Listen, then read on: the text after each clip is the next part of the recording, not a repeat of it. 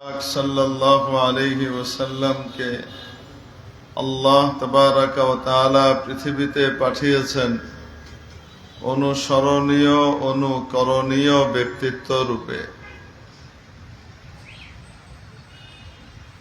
নবীর মহব্বত এবং ভালোবাসা ছাড়া পৃথিবীতে কেউ সুখ শান্তি সফলতার মুখ আর চেহারা দেখতে পাবে না। আর যে ব্যক্তি নবীকে ভালোবাসে সে নবীর অনুসরণ করা ছাড়া অন্য কোনো পথে যেতেও পারে না। কেউ নবীজির মহব্বতের দাবি করে আর নবীজিকে ফলো করে না, নবীজির সুন্নতকে পরিত্যাগ করে ছেড়ে দেয়, তুচ্ছ তাচ্ছিল্য করে আর দাবি করে সে নবীজিকে ভালোবাসে আর নবীজির বিধান পৃথিবীতে বাস্তবায়ন করবে। মিথ্যা কথা, এটা সম্ভব নয়। ইসলামের কথা বলি, সংসদে ইসলামের কোরআনের আলো জ্বালানোর ঘোষণা দিই, ইসলামের ব্যাপারে বড় বড় বাগাড়ম্বরপূর্ণ বক্তব্য দিই, যে মুখ দিয়ে দেয় তার 2 আঙ্গুল নিচের নবীজির সুন্নত ইসলামটা নাই। সেখানে চাটুর চুটুর মার্কা দাড়ি নিয়ে পৃথিবীতে ইসলাম কায়েম করে ফেলবে যদি কেউ বলে, মিথ্যা কথা। তা'সির রাসূল ওয়া আনতা তুযহিরু হুব্বাহু وهذا لعمري في الفعال بديع لو كان حبك صادقا لا أطعته إن المحب لمن يحب مطيع। তুমি নবীজির বিরোধিতা করো, মুখে বলো ভালোবাসি, আর মহব্বতের প্রকাশও ঘটাও, কিন্তু নবীজির সুন্নাহকে ফলো করো না, নবীজির সুন্নতকে লঙ্ঘন করো। চেহারাটা নবীজির মতো বানাতে ভালো লাগে না, পোশাক আশাক নবীজির মতো বানাতে ভালো লাগে না, খাওয়া দাওয়া চাল চলন ওঠা বসা রাজনীতি নবীজির মতো করতেও ভালো লাগে না। আর তুমি বলো আমি নবীজিকে ভালোবাসি, মিথ্যা কথা, মিথ্যা কথা। ওয়াহাযা লা'আমরি ফিল ফিআলি বাদিউ লাউ কানা হুব্বুকা সাদিকান লা আতা'তাহু। যদি তোমার ভালোবাসা সত্যি হতো আর সত্যি যদি তুমি নবীজিকে ভালোবাসতে, তাহলে অবশ্যই তার অনুসরণ অনুকরণ করতে। কারণ হলো ইন্নাল মুহিব্বা লিমান ইউহিব্বু মুতিউ, যে যাকে ভালোবাসে সে তাকে ফলো করে, সে তাকে ফলো করা ছাড়া টিকতে পারে না, অটোমেটিক ফলো করে। সে চিন্তাও করতে পারে না যে আমি আসলে ফলো করছি, আমি ভালোবাসি তাই ফলো করছি, এরকম নয়। ভালোবাসা যখন, মহব্বত যখন দিলের ভিতরে কারো ঢুকে যায়, অটোমেটিক্যালি সে তার ফলো করতে থাকে, অবচেতন ভাবেই করতে থাকে।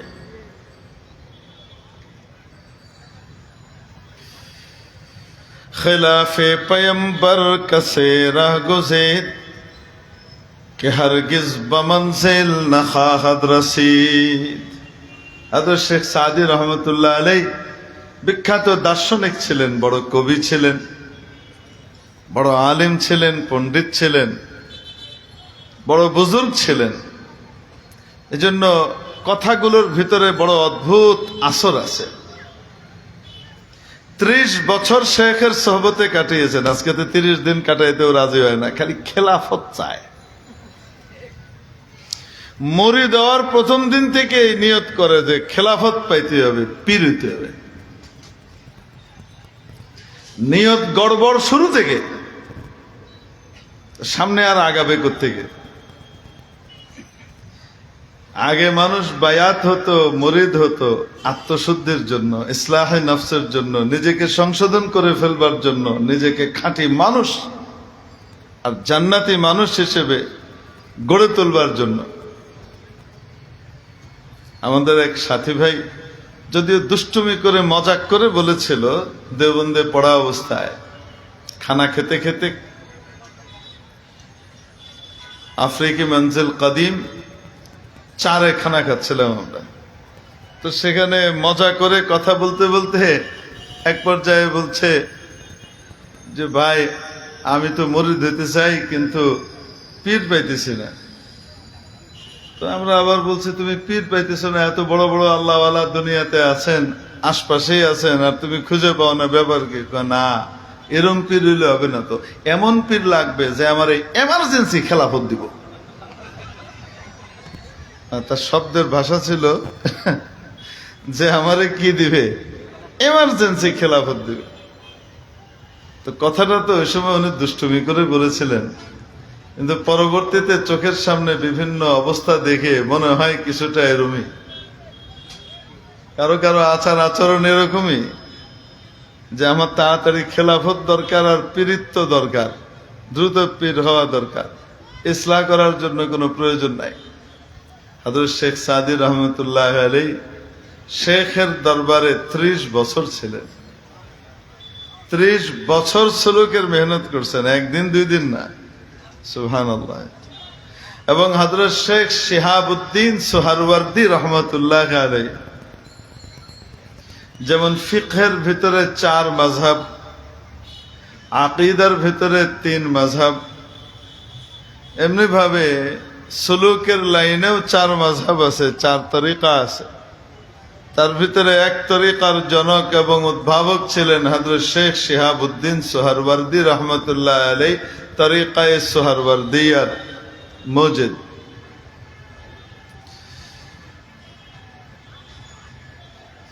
ওনার কাছ থেকে যেদিন খেলাফত পান, 30 বছর মেহনত করার পর যেদিন ইজাজত পান, উনি বলেন যে হযরত আমাকে খেলাফত দিয়েছিলেন নৌকার উপরে। তখন আমরা স্থলভাগে ছিলাম না, জলভাগে সফরে ছিলাম, আর নৌকার মধ্যে আমাকে খেলাফত আর ইজাজত দিয়ে বলেছিলেন, সাদি এতদিন মেহনত করে যা অর্জন করেছ সব বহাল থাকবে যদি 2টো জিনিস ধরে রাখতে পারো, আর যদি 2টো জিনিস ধরে রাখতে না পারো, যা অর্জন করেছ সেটা চলে যাবে, ওটা থাকবে না। তা আমি কি তোমাকে সেই 2টো জিনিসের কথা বলবো? তো হযরত সাদি রহমতুল্লাহ আলাইহি সেই 2টো নসিহতকে, যেহেতু বড় কবিও ছিলেন, কাব্যের ভাষায় বর্ণনা করেছেন। ইয়েকে আকে বর খৈর খুদ বিমাবাস, দিগর আকে বর গৈর বদ বিমাবাস। সাদি, তোমার মধ্যে যদি কোনো গুণাবলী, কোনো বৈশিষ্ট্য ভালো কিছু থেকে থাকে, কখনো সেটার দিকে ফিরেও তাকাবা না। ভালো কিছু যদি থেকে থাকে সেটা কার দেওয়া? তাহলে ক্রেডিট কার? সব তো আল্লাহর দেওয়া, অতএব ক্রেডিট আল্লাহর। তোমার এখানে নিজের কিছু নাই, নিজের ভালোর দিকে দেখবা না। ইয়েকে আকে বর খৈর খুদ বিমাবাস, দিগর আকে বর গৈর বদ বিমাবাস। দ্বিতীয় হলো অন্যের দিকে তাকিয়ে অন্যের দোষ ত্রুটি দেখে নিজের চোখ নষ্ট করো না। নিজের দোষ দেখবা, অন্যের গুণ দেখবা। যে ব্যক্তি নিজের দোষ দেখে, অন্যের গুণ দেখে, তার সাথে লড়াই ঝগড়া অন্যদের হয় না। 75% ঝগড়া এমনি শেষ। পৃথিবীতে যদি সবাই অন্যের গুণ দেখতে থাকতো আর নিজের ত্রুটিগুলাকে দেখে দেখে সংশোধন করতে থাকতো, তাহলে পৃথিবী শান্তির নিড়ে পরিণত হতো। হযরত শেখ শিহাবুদ্দিন সোহরাওয়ার্দী রহমতুল্লাহ আলাইহির এই নসিহত এটা নিজের থেকে নয়, এটা সরওয়ারে কায়নাত নবীজি মুহাম্মদুর রাসূলুল্লাহ সাল্লাল্লাহু আলাইহি ওয়াসাল্লামের বিশেষ এক শিক্ষা। হযরত উকবা ইবনে আমির রাদিয়াল্লাহু তাআলা আনহু নবীজির প্রিয় সাহাবী, উনি বলেন, নবীজি সাল্লাল্লাহু আলাইহি ওয়াসাল্লামকে জিজ্ঞেস করলাম, মান নাজাতু ইয়া রাসূলুল্লাহ, মুক্তির উপায় কি, বাঁচবার উপায় কি? দুনিয়া আখিরাতে মুক্তি পেয়ে যাব, বেঁচে যাব কোন প্রক্রিয়ায়? নবীজি সাল্লাল্লাহু আলাইহি ওয়াসাল্লাম তিনটে নসিহত করলেন, তিনটা ওষুধ বলে দিলেন, এই ওষুধগুলো ব্যবহার করো, অশান্তি থেকে মুক্তি পেয়ে যাবা, বেঁচে যাবা, অশান্তির রোগ স্পর্শ করবে না, দুনিয়া আখিরাতে বেঁচে যাবা। তার মধ্যে তৃতীয় যে নসিহতটা ছিল সেটা ছিল ওয়াবিকি আলা খাতিআতিক, নিজের গুনাহগুলো দেখে কান্নাকাটি করো, নিজের গুনাহ দেখে কাঁদো, অন্যের গুনার দিকে তাকিও না, নিজের গুনার দিকে তাকাও। এজন্য বলেছিলাম হযরত সাদি রহমতুল্লাহ আলাইহি যেমন বড় দার্শনিক ছিলেন, বড় বুজুর্গ ছিলেন, বড় পরিব্রাজক ছিলেন, অনেক বড় একজন কবিও ছিলেন, বড় আল্লাহওয়ালা ছিলেন, মুতাসাউফ বুজুর্গ ছিলেন। ফলশ্রুতিতে ওনার কাব্যের দ্বারা লাখো মানুষের হেদায়েত হয়েছে, লাখো মানুষ দুনিয়া আখিরাতে মুক্তি পাবার দিশা খুঁজে পেয়েছে। ওনার কথা বড় চমৎকার, খেলাফে পয়ম্বর কাছে রাহ গুজির, নবীজির তরিকা ছাড়া অন্য কোন পন্থায় যদি কেউ কোন রাস্তা তালাশ করে চলতে পারবে কে হারগিজ বামানজিল না খাদ রাসিদ, চলতেই থাকবে কিন্তু কখনো মঞ্জিলে মকসুদে পৌঁছবে না, আল্লাহকে পাবে না। আর যাই করুক না কেন, আর যাই পাক না কেন, আল্লাহকে পাবে না। জন্য বলছিলাম যে যাকে ভালোবাসে সে তাকে ফলো করে, ফলো করা ছাড়া সে টিকতে পারে না, অটোমেটিক ফলো করে। যখন আমি জামিয়া ইসলামিয়া দারুল উলুম মাদানী নগর মাদ্রাসায় পড়ালেখা করি, ছাত্র, যেহেতু মাদ্রাসা মসজিদে তারাবির নামাজের জিম্মাদারিও ছিল, তাই ওই সময় কি বলা যায়, শিবহু ইমাম বলা যায় না, কিছু কিছু ইমামতের একটা সম্মান পাই। এলাকার যে সমস্ত মুরব্বিয়ানে কেরাম এবং সমবয়সী বা একটু বড় বা ছোট ছিল, তারা একটা আলাদা সম্মান করত। তারা ওই বড় পিছনে। তো একদিন আসরের নামাজের পরে বের হয়েছে, হাঁটতে বের হয়েছে আর কি, আমাদের ভাষায় বলা হয় তাফরিহ করতে বেরিয়েছে, আপনাদের ভাষায় মুড ফ্রেশ করতে বের হওয়া। সিলেটের মানুষ তো সেকেন্ড লন্ডন, তাই না? তারা ইংরেজি শব্দ বলেও বেশি, বুঝেও বেশি। আমি তো ইংরেজি পারিও না, বুঝিও টুঝিও না, বেকার টাইপের মানুষ। বাংলাও ঠিক মতো পারি না, আরবি তো পারিই না। তো মুড ফ্রেশ করতে বেরিয়েছে, একটু হাঁটতে বেরিয়েছে। মাগরিবের পরে যেহেতু আবার তাকরার শুরু হবে, তো হাঁটতে হাঁটতে সাথে এলাকার দুই একজন আছেন, আমাদের মাদ্রাসার তালিবে ইলম ভাইও আছেন দুই একজন। হঠাৎ দেখি কিছু ছেলে পেলে আসছে উঠতি বয়সের, এবং দেখে বোঝা যায় যে কলেজ পড়ুয়া বা মাত্র ইন্টারমিডিয়েট পার হচ্ছে, ফার্স্ট ইয়ার বা সেকেন্ড ইয়ারে আছে, এরকম বোঝা যায়। মাথা বেল, সবার মাথা কি টাক টাক বেল। তো বেল মাথা দেখে আমার কাছে খুব বিস্ময়কর ঠেকলো বিষয়টি। কারণ আমাদেরকে মাদ্রাসাতে আমাদের আসাতেজায়ে কেরাম কিছুদিন পর পর কুল্লু বেল এরকম একটা আদেশ জারি করতেন। সব বেল করতে হবে, মাথা চেঁচে ফেলতে হবে। চুল রাখার 3টা তরিকা ইসলামে অনুমোদিত। 1 নম্বর সুন্নত বাবড়ি, ঝাঁকড়া চুল, নিম্নে কানের লতি পর্যন্ত, সর্বোচ্চ কাঁধ পর্যন্ত ওয়াফরা। নবীজি সাল্লাল্লাহু আলাইহি সাল্লামের চুল এবং অধিকাংশ সাহাবায়ে কেরামের চুল এটাই ছিল, এখান থেকে নিয়ে এই পর্যন্ত ঝাঁকড়া চুল। তবে ফিতনার আন্দেশা যদি না থাকে দাড়ি উঠার পরে, কোন আমল কিভাবে করতে হবে সেটাও ফুকাহায়ে কেরামের কাছ থেকে শিখতে হবে, না শিখলে আবার ঝয় ঝামেলা হবে। 2 নম্বর তরিকা হলো যেটা নবী করিম সাল্লাল্লাহু আলাইহি সাল্লাম কখনো কখনো করেছেন, যেমন হজের সময় করেছেন, উমরার সময় করেছেন, মাথা একেবারে চেঁচে ফেলেছেন। আবার কোন কোন সাহাবী প্রায়ই করতেন, যেমন হযরত আলী কাররামাল্লাহু ওয়াজহাহু করতেন এবং বলতেন যে ইন্নামা আদাইতু রাসি, কিন্তু বিশেষ প্রয়োজনে উনিও চুল চেঁচে রাখতেন, এটাকে হলক বলে, এটাও একটা তরিকা। 1 নম্বর তরিকা বাবড়ি, 2 নম্বর তরিকা বলেন চুল চেঁচে রাখা। প্রথমটা 1 নম্বর সুন্নত, দ্বিতীয়টা 2 নম্বর সুন্নত।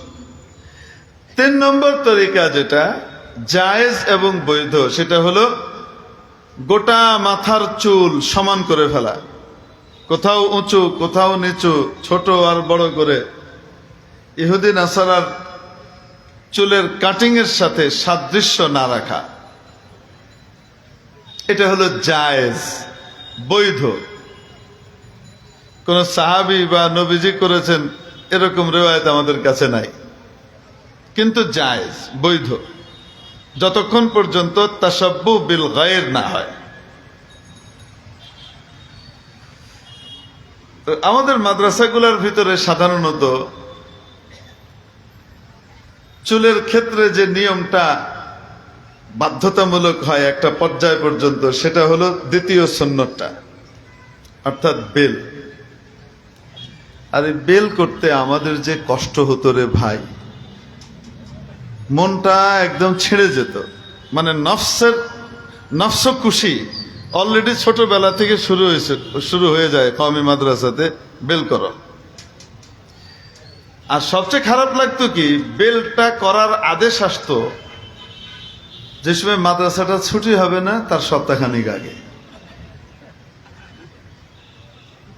এইটার কি হিকমত তখন বুঝে আসতো না। যদি মাসখানিক আগে বেল করাতো আর ছুটিটার সময় কিছুটা চুল বড় বড় হয়েছে, মাথায় একটু সুন্দর সুন্দর লাগছে, তো তাহলে অত কষ্ট হয়তো লাগতো না। ঠিক ছুটির সপ্তাহখানিক 1.5 সপ্তাহ আগে যখন বেল করানো হতো তখন করতে খুব কষ্ট লাগতো। কিন্তু কেন করাতেন এটা তখন তো বুঝতাম না, বড় হওয়ার পরে আল্লাহ পাক বুঝবার তৌফিক দান করেছেন। কারণ এক একজন তালিবে ইলম, এক একজন ছাত্র পৃথিবীর অমূল্য রত্ন, পৃথিবীর অমূল্য সম্পদ। এই তালিবে ইলম যদি সামনে আগাতে পারে নবীর ওয়ারিস হবে। একজন নবীর ওয়ারিস মানে লাখো মানুষের হেদায়েতের প্রতীক। শয়তানের কোমর ভেঙে যাবে। তো যার কাছে সম্পদ বেশি থাকে তার উপরে ডাকাত আর চোরের দৃষ্টিও বেশি থাকে, চোরের হামলাও বেশি হয়। আরে ফকির ফকিরনির বাড়িতে চোর ঢুকে দরজা খুলে থুয়ে দিছে, সালার চট ঝুলতেছে, দরজা হাট করে খুলে রাখলেও চোর এনে ঢুকে না। কেন? নাই কিছু। যেই বাড়িতে কিছু আছে সেই বাড়ির প্রতি চোরেরও অনেক নজর থাকে, অনেক ফিকির থাকে, প্ল্যান থাকে। আমার আপনার ইমান আমলের চোরের নাম হলো শয়তান। তো এই তালিবে ইলম বাচ্চা ভবিষ্যতে আলেম হলে কত বড় অ্যাসেট হবে পৃথিবীর। কারণ এক একজন আলিম, এক একজন ওয়ারিসে নবী এবং হবু ওয়ারিসে নবী তালেবে ইলম আসমান থেকে জমিনবাসীর জন্য রিজিকের ফয়সালা করায়, আসমান থেকে রিজিক নামায়। এটা চারটিখানি কথা না। সুবহানাল্লাহ। হেদায়েতের দরজা উন্মুক্ত করে। এই সম্পদের উপরে শয়তানের দৃষ্টিও বেশি থাকে। অতএব এ যেন ভবিষ্যতে কামিয়াব হতে না পারে, তার উপরে হামলার যত প্রকার আছে সবগুলাই শয়তান অ্যাপ্লাই করে। তার মধ্যে জঘন্য রকমের যে হামলা, সেটা হলো নারী জাতীয় ফিতনা। এখন একটা বাচ্চা যখন উঠতি বয়সী বাচ্চা বাড়িতে যাবে, আর চুল টুল ঠিকঠাক মতো আছে, তার উপরে তালতো বোন, খালতো বোন, চাচাতো বোন, ফুফাতো বোন, cousin, first cousin, second cousin, আশপাশের অনেককেই শয়তান লেলায় দেয়। তাদের দিলের ভিতরে শয়তান অগাধ ভালোবাসা তৈরি করে। সেই প্রেম আর ভালোবাসার বহিঃপ্রকাশ এই ছেলের সামনে যখন ঘটতে থাকে, তখন একটা বাচ্চার পক্ষে নিজেকে নিয়ন্ত্রণ করা খুব সহজ না, অনেক কঠিন। স্পেশালি বাইরের পরিবেশে। তো আমাদের আসাতেজায়ে কেরাম বড় রহম করে, দয়া করে আমাদেরকে এই হামলা থেকে বাঁচায় দিতেন বেল করবার মাধ্যমে। কারণ মেয়ে ছেলেরা আর যারাই ভালোবাসো, কোনো টাইকারে ভালোবাসবে না। গাঞ্জা টাক মাথা দেখলে এমনি ভাগবে। তো শয়তানের বিশাল হামলা। এই রাস্তা বন্ধ হয়ে যেত কিসের কারণে? এই বেল করার কারণে। হুজুররা আম করে ধরে দিত বেল ফিরে, কিন্তু তখন খুব কষ্ট লাগতো আসলে, কেন বেল করাইতেছে। বেলটাই যদি করতে হবে তো 1 মাস আগে কেন করাইলো না? 3 সপ্তাহ আগে করাতো, তো তাহলে কিছু কিছু টুকটাক চুল টুল তো উঠতো। আসলে তো দেখতে ভালো লাগে না বেল করলে। ভালো লাগে নাকি? খুব ভালো লাগে না। চুল থাকলে ভালো লাগে। প্রিয় উপস্থিতি, তো যখন আমরা বের হয়ে হাঁটছি, তো হঠাৎ দেখি বিপরীত থেকে যে ছেলেগুলো আসছে, বোঝাই যাচ্ছে এরা হয় কলেজে মাত্র ঢুকেছে, inter first year, second year অথবা অনার্স শুরু করেছে, এরকম মাথা বেল।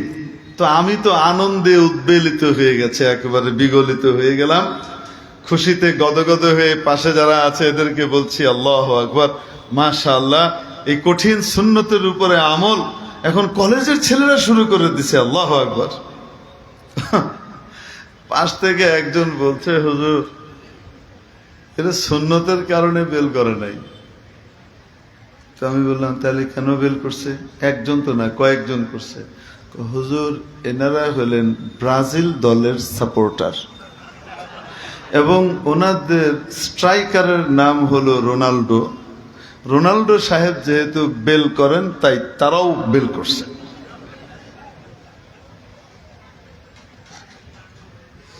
এই যে ছেলেগুলো বেল করেছে, আমার বলার যে উদ্দেশ্য সেটা হলো, এই কটু আর কঠিন জিনিসটা, এই অদ্ভুত কিম্ভূতকার এই চেহারাটা বানাতেও তাদের আপত্তি হয় নাই। কেন?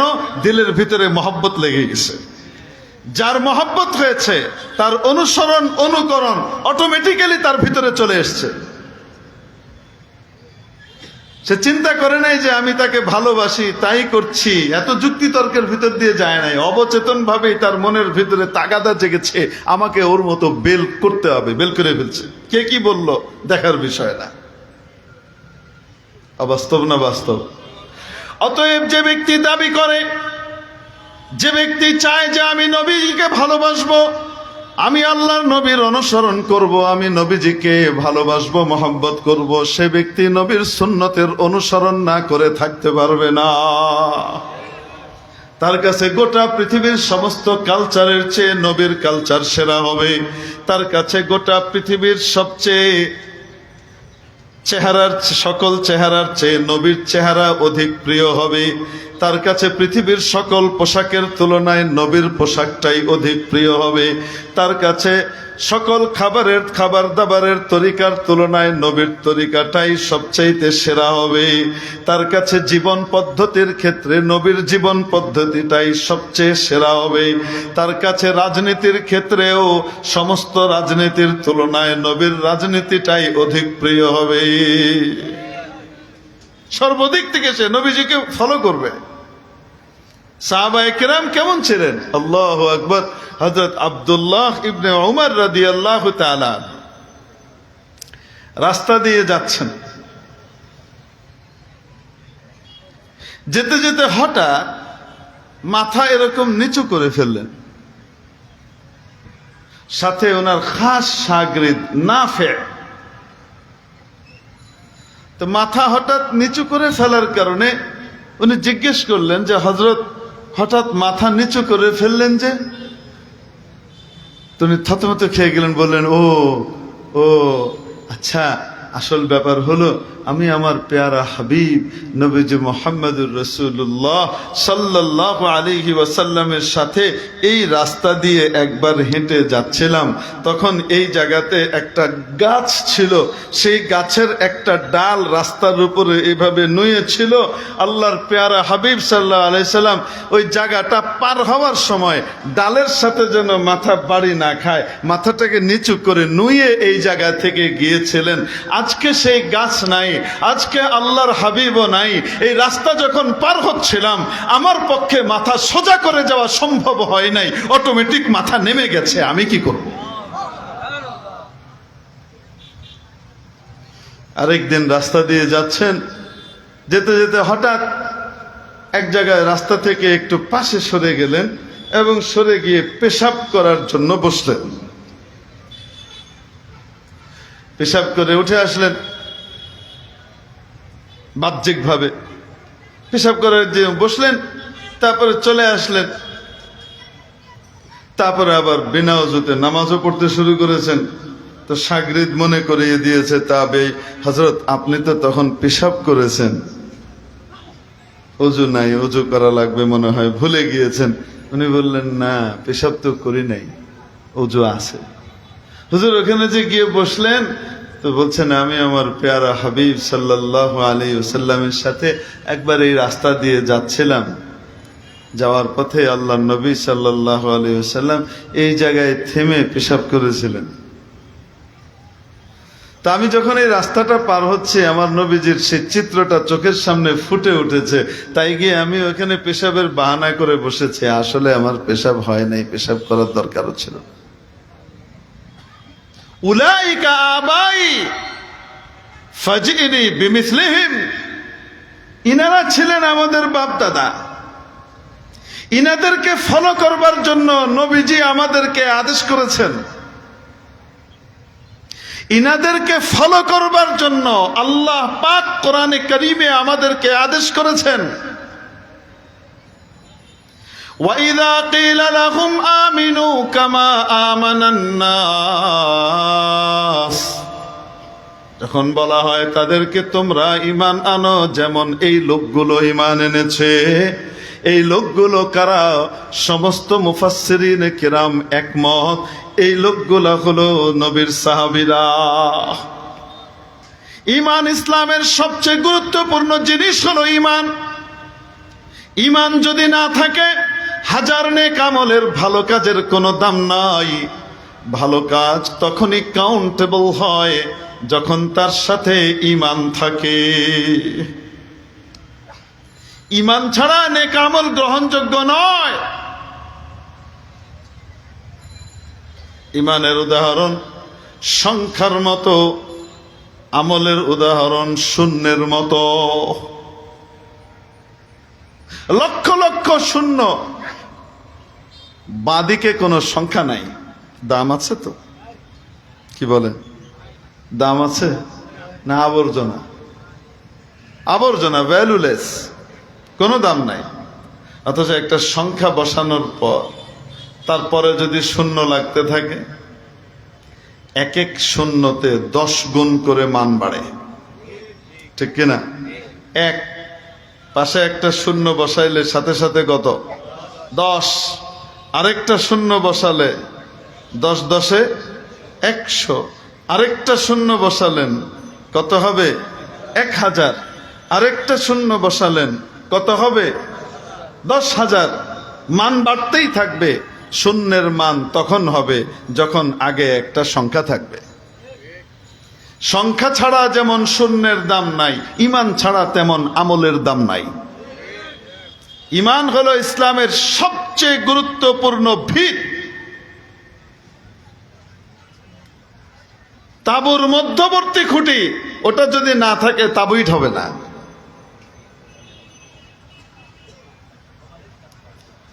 মেরে মোহতারাম দোস্ত আজিজ ও বুজুর্গ,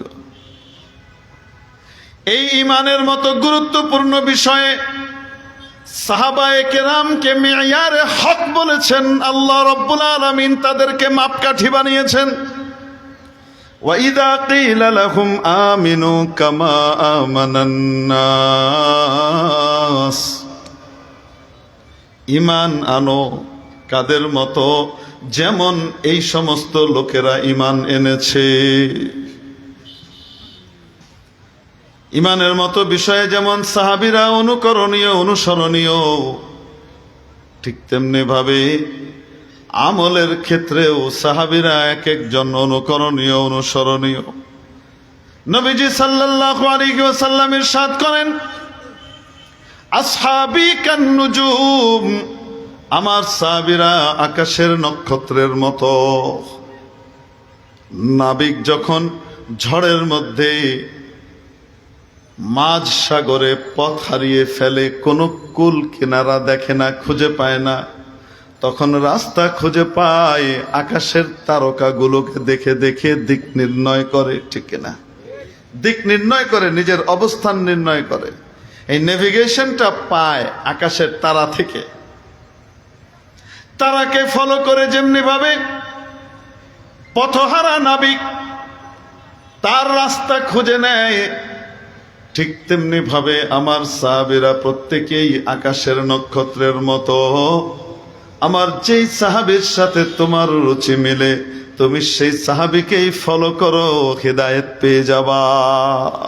বিআইহিম ইক্তাদাইতুম ইহতাদাইতুম। কার বাণী? নবীজির বাণী। অথচ সাহাবায়ে কেরামকে সত্যের মাপকাঠি মানতে আমাদের অনেকেই রাজি নাই।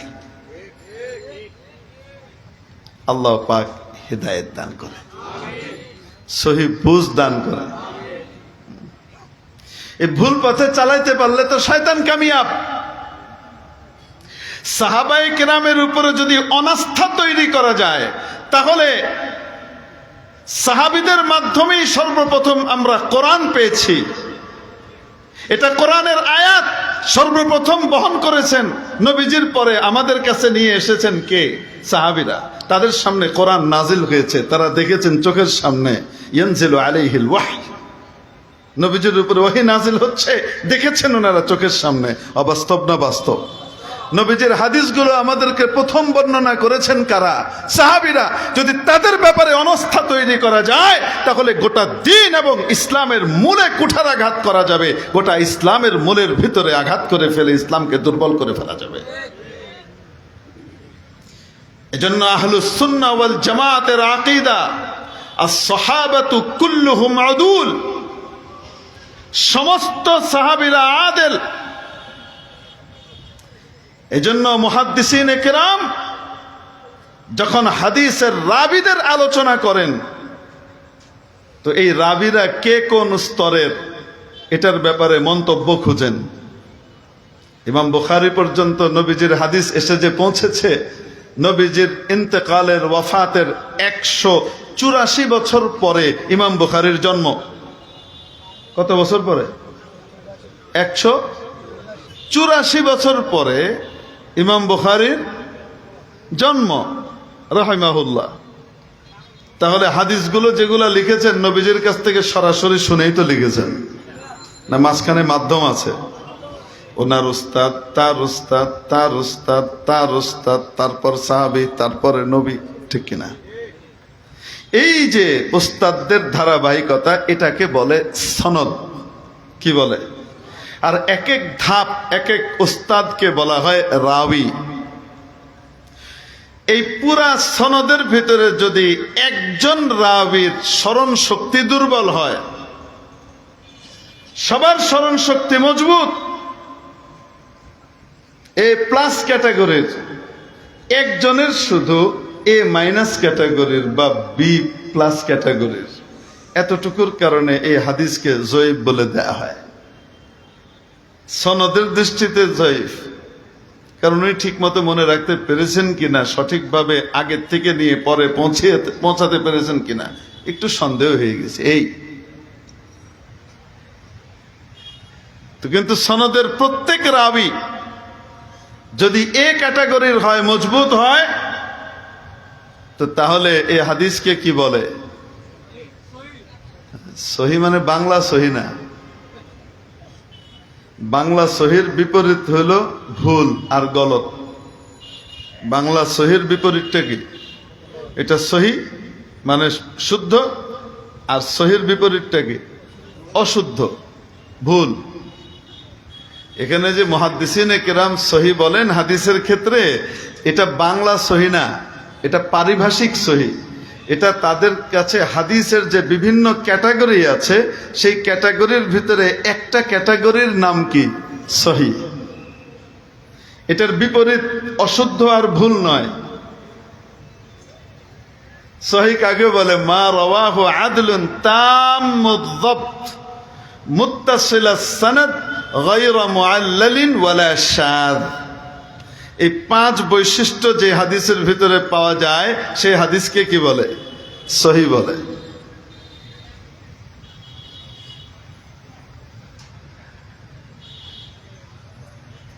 এজন্য বললাম যে এটা বাংলা সহি না, কারণ সহি হাদিসের চেয়েও উঁচু মানের হাদিস আছে। সহি হাদিস কিন্তু খবরে ওয়াহিদ, সমস্ত রাবি সেকা, কিন্তু খবরে ওয়াহিদ।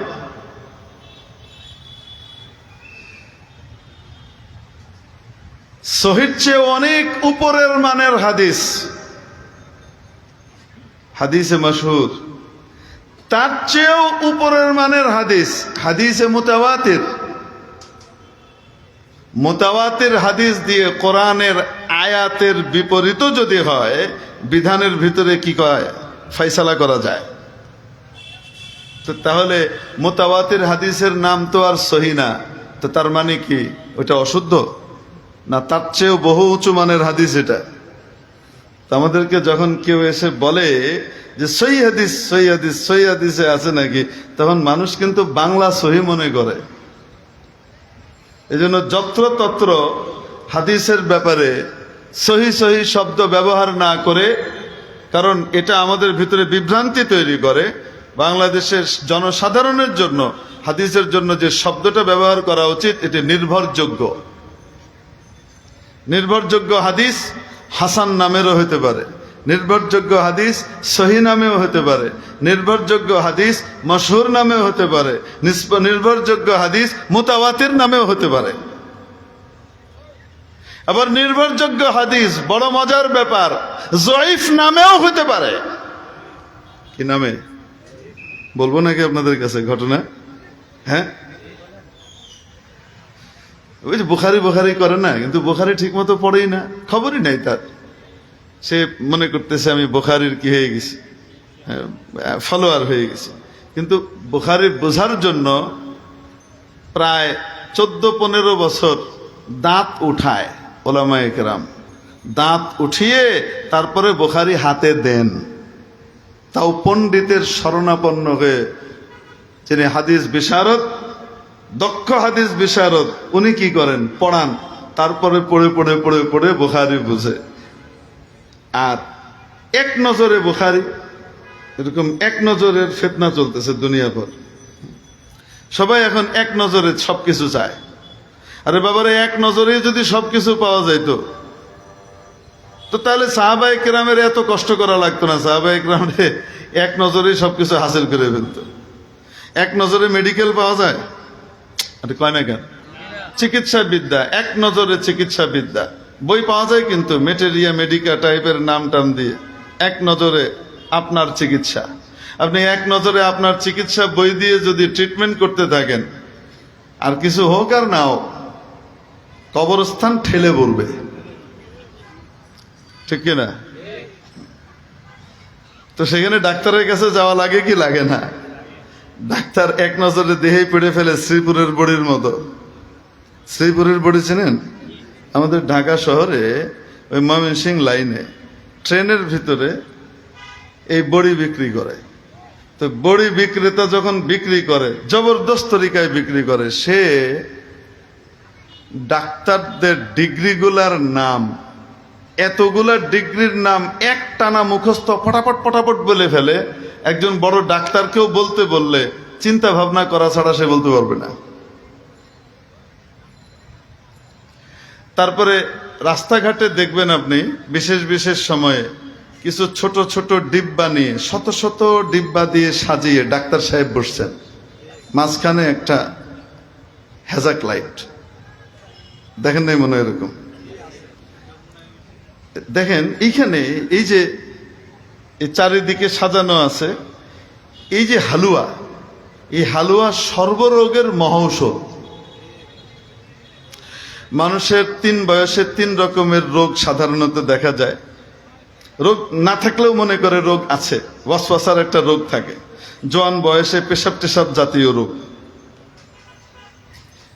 তারপর মাঝ বয়সে গিয়ে গ্যাস্ট্রিক আলসার, ফুটফাট ফাটফুট পেটের ভিতরে এগুলির রোগ, আর বৃদ্ধ বয়সে গিয়ে বাতের ব্যথা, হাঁটুর ব্যথা, এই সমস্ত রোগ। বুঝলেন না? মনে হয় 3 বয়সের মোটামুটি 3 ক্যাটাগরির রোগ। এই সর্ববয়সের সকল রোগের ওষুধ তার এই হালুয়ার ডিব্বায় আছে। এই ডিব্বার হালুয়া যেটা আছে এটার ভিতরে আছে। এবার সে যখন বয়ান শুরু করে, লেকচার দেয়, ওরে সাড়ে সুবহানাল্লাহ। তার বয়ান শোনার পরে এই আশপাশে যারা দাঁড়িয়ে দাঁড়িয়ে মজা করে শুনতেছিল এতক্ষণ, তারা জানে যে এনে কিছু নাই, ফালতু। তারপরেও একটাও ডিব্বা নাই, সব ডিব্বা শেষ হয়ে গেছে, পকেট কিন্তু ঠিকই খালি হয়ে গেছে। হয় কি হয় না? শ্রীপুরের বড়িওয়ালা বেচার সময় যে লেকচার দেয় বা এই টাইপের বড়ি, MBBS, FRCS, MD, MRCP, এত বড় বড় ডাক্তার হতে পারে, আসেন 30 বছরের অভিজ্ঞতা দিয়ে আমাদের এই শ্রীপুরের বড়ি বিক্রি করছি, চ্যালেঞ্জ করতেছি, এরপরে আর কেউ করতে পারবে না। আপনার যদি ভালো না হয় আমাও এই ওষুধ ফেরত দিবেন, এইখানে বিক্রি করা বন্ধ করে দেব। দাম হলো 30 টাকা, 30 টাকা, 30 টাকা, কিন্তু কোম্পানির প্রচারের জন্য আপনাদের সুবিধার্থে দাম রাখা হলো 20 টাকা, 20 টাকা, 20 টাকা। এই বয়ান শুনছেন আপনারা না শুনেন নাই? না, আমি কিন্তু খুব ভালো একজন শ্রোতা, এবং কোনো জায়গাতে বসলে যে যেটা বলে এটা একদম হুবহু আমি আত্মস্থ করতে পারি আল্লাহর রহমতে। আল্লাহ শুকর, এটা আল্লাহর রহমত। বহুদিন আগের শোনা, কিন্তু মানে ডাক্তারদের আমি শুধু হতভম্ব হয়ে শুনছিলাম, ডাক্তারদের ডিগ্রিগুলার নাম যে ধাই ধাই ধাই ধাই করে সে বলতেছে, সব ডাক্তার ফেল, এক নজরে সমস্ত ডাক্তারই চলে আসছে শ্রীপুরের বড়ির ভিতরে। আমার বেগম সাহেব আমাকে সেদিন হঠাৎ তফসির থেকে ফিরে এসে, আমাদের মসজিদে তফসির হয়, তো জিজ্ঞেস করতেছে যে আচ্ছা, অনেক মা বোন আমাদের কাছে জিজ্ঞেস করছে আমাদের তফসিরের যে কোনটা ভালো তফসির হবে পড়ার জন্য। তো আমি তো আপনার কথা শুনে বলে আসছি তফসিরে মারিফুল কোরআন, মুফতি মোহাম্মদ শফি রহমতুল্লাহ আলাইহির এই তফসিরটা সাধারণ মানুষের জন্য মাসালা মাসাইলগত দিক থেকেও অনেক উপকারী একটা অথেন্টিক কিতাব। আমি তো সেটা বললাম। এবার অনেকে অনেকে কি কি এক নজর টেক নজর বলতেছিল, তা আপনি কি বলেন এটা নিয়ে? আমি বললাম খুবই চমৎকার, তো এক নজরে চিকিৎসার সেবার মতো আর কি, অসুবিধা নাই, এটা চমৎকার। এটা এরকম মারিফুল কোরআনের তুলনায় যদি আসেন তাহলে সেটা হলো এরকম। বোঝাতে পারছি? আমরা তো হলাম দৌড়ের ভক্ত। হ্যাঁ, আমরা যা শুনি, যা অ্যাডভার্টাইজ দেখি, দৌড়াইতে থাকি। কিন্তু ওলামায়ে কেরাম জানেন যে কোনটা আসলে উম্মতের জন্য বেশি উপকারী। যেন ওলামায়ে কেরামের কাছ থেকে জিজ্ঞেস করে তারপরে নিয়ে, আমার কথাকে আপনারা আবার এদিক ওদিক ঘুরায় নিন না। দিন শিখার বিষয় তো, খুব স্পর্শকাতর বিষয়, খুব বুঝে শুনে শিখতে হয়। তো যাই হোক, এই যে প্রত্যেকজন রাবির কথা আসছিলাম না আমরা, যে এক একজন রাবির ব্যাপারে চুলচেরা বিশ্লেষণ করা হয়। এই রাবি কোন স্তরের ছিলেন, কোন ধরনের ছিলেন, সামান্য একটু খুঁত ওই রাবি থেকে মুহাদ্দিসরা হাদিস নেন নাই। একজন ব্যক্তি একজন নামজাদা মুহাদ্দিসের কাছে পড়বার জন্য, হাদিস নেবার জন্য শত শত মাইল সফর করে গিয়েছেন। বর্তমান যুগের গাড়ি আছে, ট্রেন আছে, প্লেন আছে, ওই সময় এগুলা ছিল না। ঘোড়ায় টোড়ায় করে কাফেলা টাফেলা খুঁজে মুরুবিয়াবানের মাঝখান দিয়ে যাওয়া লাগতো। অনেক দূর সফর করে গিয়ে মুহাদ্দিসের কাছে গিয়েছেন, হাদিস নেবেন, হাদিস শিখবেন ওনার কাছে। যে দেখেন মুহাদ্দিস সাহেব ওনার গাধাকে কাছে টানার জন্য, গাধা আছে না, গাধাকে কাছে টানার জন্য মাঝে মাঝে হাতে খাবার নাই, কিন্তু এরকম করে খাবার দিয়ে আহ আহ আহ এরকম করে না, উনি এরকম হাতের ভিতরে এরকম মুখ বন্ধ করে আহ আহ আহ করে কি ডাকতেছে, গাধা ডাকতেছে। গাধা আসছে, হাতে কি নাই, খাবার ছিল না, দেয়া হয় নাই। এই মুহাদ্দিস সাহেব এই ওস্তাদের কাছ থেকে হাদিস না নিয়ে ওখান থেকে ফিরে আসছেন। যেই লোক একটা গাধাকে ধোঁকা দিতে পারে সেই লোকের কাছে হাদিস নেওয়া নিরাপদ নয়। এত চুলচেরা বিশ্লেষণ করে এক একজনের কাছ থেকে হাদিস নিয়েছে। প্রত্যেক রাবির ব্যাপারে চুলচেরা বিশ্লেষণ হাদিসের কিতাবে মওজুদ, এক্সেপ্ট সাহাবী। কোন সাহাবীর ব্যাপারে মন্তব্য সমস্ত মুহাদ্দিসিনে কেরাম কি করেছেন? ফুলানুন সাহাবিয়ুন লাহু সুহবাতুন, উনি সাহাবী, উনি আল্লাহর নবীর সোহবত পেয়েছেন, ব্যাস এতটুকু যথেষ্ট, আর কোন শব্দ অতিরিক্ত নাই। সমস্ত উম্মতের ইত্তেফাক, আস-সাহাবাতু কুল্লুহুম আদুল, সমস্ত সাহাবী নির্ভরযোগ্য। এই উম্মতের পুরা ইজমার বিপরীতে কোন ইসলামী পণ্ডিত যদি নাকি আঙুল তুলে আর সাহাবায়ে কেরামকে সমালোচনার নিশানা বানায়, আর যাই হোক না কেন, তাকে ইসলামী ক্ষেত্রে অনুসরণ করার কোনো সুযোগ নাই।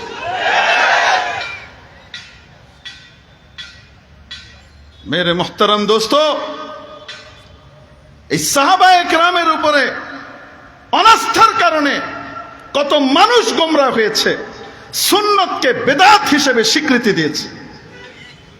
যেখানে রাসূল পাক সাল্লাল্লাহু আলাইহি ওয়াসাল্লাম হাদিস শরীফের ভিতরে বলছেন, হযরত ইরবাদ ইবনে সারিয়া রাদিয়াল্লাহু তাআলা আনহু বলেন, ওয়া'আযানা রাসূলুল্লাহ সাল্লাল্লাহু আলাইহি ওয়াসাল্লাম মাউইযাতান ওয়াজিলাত মিনহাল কুলুব ওয়া যারাফাত মিনহাল উয়ুন। মুসনাদে আহমদে আছে, তিরমিজি শরীফের ভিতরে আছে, আবু দাউদ শরীফের ভিতরে আছে এই হাদিস, এবং ইমাম আবু নুআইম আসফাহানী রহমতুল্লাহ আলাইহি হাদিসকে মুতালাক্কা বিল কবুল হাদিস বলেছেন। অর্থাৎ নবী যুগ থেকে শুরু করে পরবর্তী সমস্ত যুগের ভিতরে সকল আলেমরা এই হাদিসকে নির্ভরযোগ্য বলে স্বীকৃতি দিয়েছে। এই হাদিসের ভিতরে হযরত ইরবাদ ইবনে সারিয়া রাদিয়াল্লাহু তাআলা আনহু বলেন যে নবীজি একদিন আমাদেরকে বয়ান করলেন। বয়ান করতে করতে এমন বয়ান করলেন, হৃদয়গ্রাহী ভাষায় আমাদের চোখ দিয়ে অঝোর ধারায় পানি ঝরতে লাগলো, আমাদের হৃদয় কম্পিত হয়ে গেল। আমরা মনে করলাম যে রাসূল সাল্লাল্লাহু আলাইহি সাল্লাম মনে হয় বিদায়ী নসিহত করছেন। আমরা বললাম, ইয়া রাসূলুল্লাহ আওসিনা, আমাদেরকে আরো কিছু ওসিয়ত করেন, নসিহত করেন। নবীজি তখন আমাদেরকে চূড়ান্ত নসিহতটা করলেন,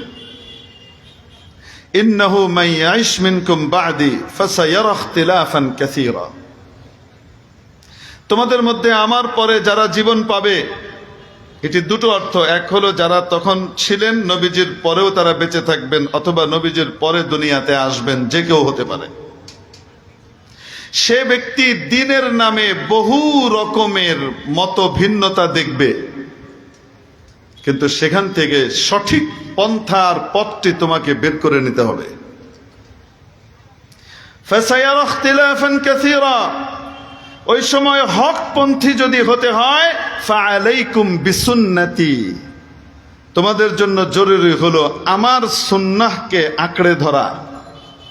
ওয়া সুন্নাতিল খুলাফাইর রাশিদিন আল মাহদিয়িন মিন বাদি, এবং আমার পরবর্তী খোলাফায়ে রাশিদিন যারা থাকবেন, যাদের বৈশিষ্ট্যই হলো যে তারা হেদায়েতের উপরে প্রতিষ্ঠিত, তাদের সুন্নাহগুলোকে আঁকড়িয়ে ধরা তোমাদের কর্তব্য। তামাসসাকু বিহা, আমি এবং আমার পরবর্তী খোলাফায়ে রাশিদিনের সুন্নাহকে মজবুতভাবে ধরবে। ওয়া উদ্দু আলাইহা বিন্নাওয়াজিদ, মাড়ির দাঁত দিয়ে সেই সুন্নতগুলোকে কামড়িয়ে ধরবে। কি অর্থ? মানুষ যখন শত্রু দ্বারা আক্রান্ত হয় আর কোনো জিনিস রক্ষা করতে চায়, সে হাত দিয়ে এটাকে রক্ষা করে। হাত যদি কেটে ফেলে তো আরেক হাত দিয়ে বাঁচায়, ওই হাতও যদি কেটে ফেলে, এটাকে রক্ষার আর কোনো কিছু না থাকে, সে মাড়ির দাঁত দিয়ে ওটাকে কামড়ে ধরে যেন তার কাছ থেকে নিতে না পারে। নিতে হলে কল্লা উড়িয়ে প্রাণ নিয়ে তারপর নিতে হয়। এজন্য এটা একটা আরবি বাগধারা। আদ্দু আহাদিন আলা শাইইন বিন নওয়াজিদ, অর্থাৎ হলো প্রাণ থাকতে কোনো জিনিসকে ছেড়ে না দেওয়া। অর্থাৎ রাসূল পাক সাল্লাল্লাহু আলাইহি ওয়াসাল্লাম আমাদেরকে জানালেন, দেখো আমার সুন্নাহ আর আমার পরবর্তী খোলাফায়ে রাশিদিন যদি কোনো সুন্নাত চালু করেন, কোন তরিকা চালু করেন, সেই সুন্নাহ যেন তোমাদের কাছ থেকে কেউ কেড়ে নিতে না পারে, জীবন যেতে পারে, খোলাফায়ে রাশিদিনের সুন্নাহ যেন না নিতে পারে। সেখানে হাদিসের দাবিদার, হাদিস ফলো করি এই কথা বলে যারা বড় বড় দাবি আর বুলি নিয়ে ব্যানার নিয়ে ঘুরে, এরকম একজন মুরব্বীর বয়ান শুনছি পরিষ্কারভাবে, কাটছাট না কাটপিস না, আগাগোড়া শুনছি। ওনাকে জিজ্ঞেস করা হয়েছে, জুমার নামাজের সময় যে দুটো আজান হয়, নবীজির যুগে তো একটা আজান হতো, সেটা ছিল খুতবার সময় যে ইমাম সাহেবের সামনে দাঁড়িয়ে আজান হয় না, ওই আজানটা হতো। জুমার আজানের ব্যাপারে একটা আদেশ কোরআন শরীফে আলাদাভাবে জারি করা হয়েছে, যেটা অন্য নামাজের ক্ষেত্রে না।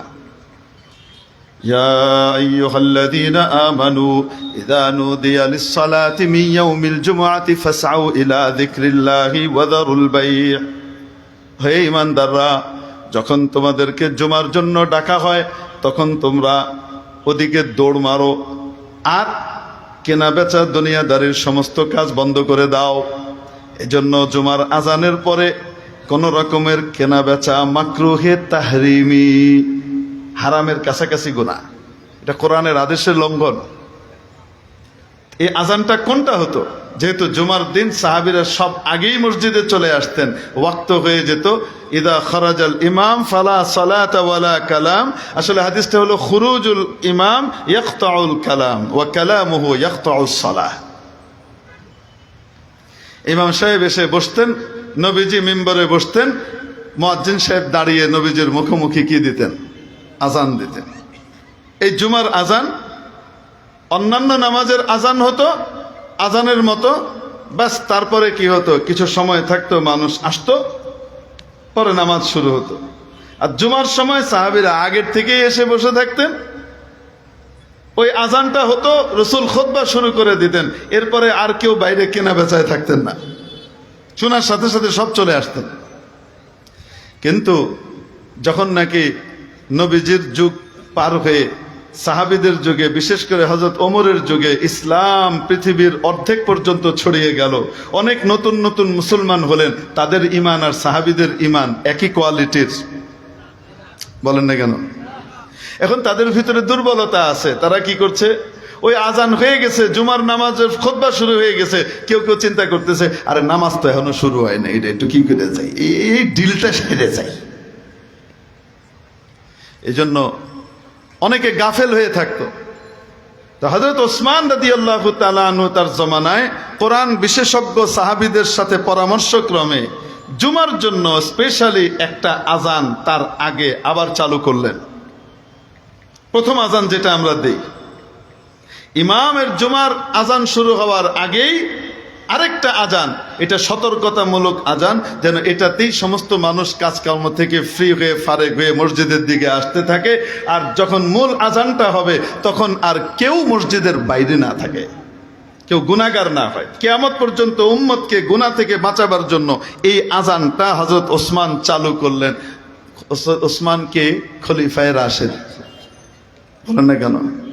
তারপরে যখন হযরত আলী আসলেন খলিফা হিসেবে, উনি ওই আজানটা বন্ধ করে দিয়েছেন না বহাল রেখেছেন? আসতে বলেন। নবীজি বলেন, আনা মাদিনাতুল ইলমি ওয়া আলিয়্যুম বাবুহা, আমি যদি ইলমের নগরী হই তাহলে এই নগরীর প্রবেশদ্বারের নাম হলো আলী। এত বড় আলেম হযরত আলী বাদ দিয়েছেন না বহাল রেখেছেন? তাহলে এটা খোলাফায়ে রাশেদিনের সুন্নত, ঠিক কিনা? আর হাদিসের অনুসরণকারী দাবিদার উনি পরিষ্কার ভাষায় বলছেন এটা বেদাত। ওটা ওসমান রাদিয়াল্লাহু আনহু করুক আর যেই করুক না কেন, নবীজি করেননি তাই এটা বেদাত, আমি করব না। বলেন তো দেখি, হেদায়েতের উপরে আছে না গুমরাহির দিকে গেছে?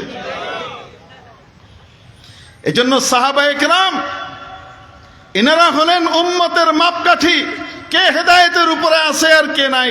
যদি দেখেন কোন দল, কোন পার্টি বা কোন স্কলার সাহাবীদের উপরে আঙ্গুল তুলছে, সাহাবীদের পোস্টমর্টেম করে আর কাটাছেঁড়া করছে, সাথে সাথে তার কাছ থেকে কোটি কোটি মাইল দূরত্ব অবলম্বন করবেন, কারণ এ আপনাকে জাহান্নামের খাদের ভিতরে নিয়ে ফেলবে। সে যত সুসংগঠিত হোক, সে যত সুসংগঠিত হোক, সব জায়গায় তার কমিটি আছে, মজবুত পাওয়ার আছে, এমন দল হোক না কেন, যদি সাহাবায়ে কেরামকে মেয়ারে হক না মানে, বাতিল এবং গুমরাহ তার পেছনে চলা যাবে না।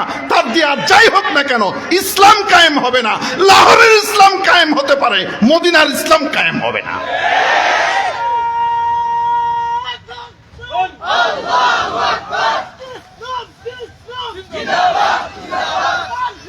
মেরে মুহতারাম দোস্ত আজিজ ও বুজুর্গ, এজন্য বলছিলাম নবীজির প্রকৃত অনুসরণ ছাড়া নবীজির মহব্বত পাওয়া সম্ভব নয়।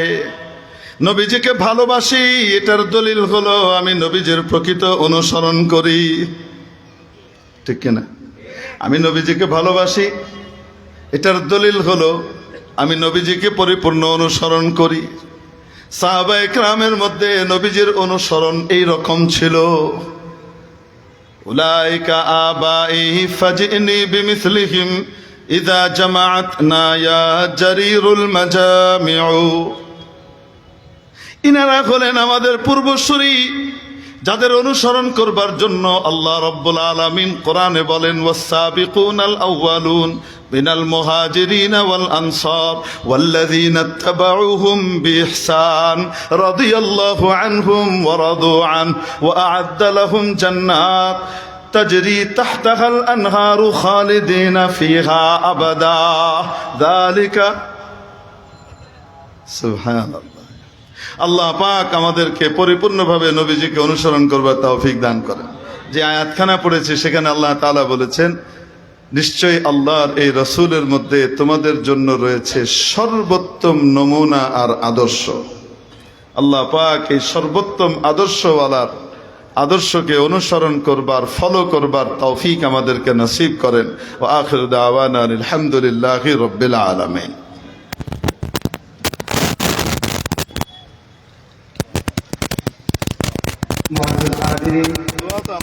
মেহরবানি করে আপনারা বসেন, আখেরি মুনাজাত করে আপনারা সবাই বিদায় নেবেন ইনশাআল্লাহ।